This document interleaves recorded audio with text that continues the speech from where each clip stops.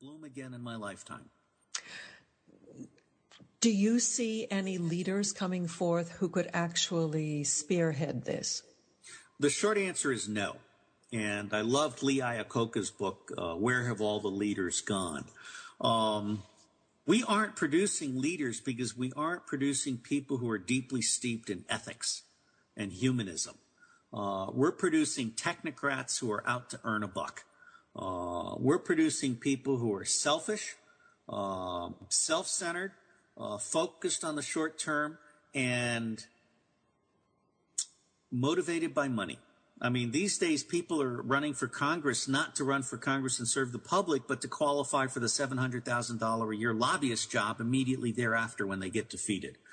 So no, I don't see leaders. And in fact, I'm helping someone write a thesis, and I'm doing editing and reblocking for them.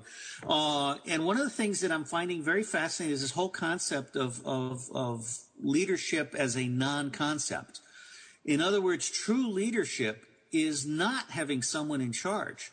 True leadership is a committee of the whole.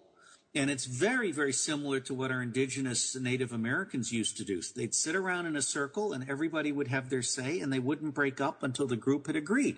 And one of the things that is so interesting about that is that if you do it that way, there are no disgruntled spoilers, and you actually end up with a sustainable decision.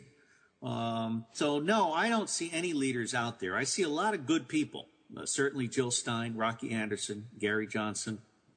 I mean, Ron Paul, although Ron Paul has been used to keep the libertarians quiet and out of the way of the Republican Party, Ron Paul and Dennis Kucinich both have a place in the coalition cabinet that I would recommend if someone else were leading this. And if I'm leading it as an administrator, then I would certainly have them together. And frankly, I would love to put Ron Paul in as Chief Justice of the Supreme Court and really stick it to them for the next 10 years.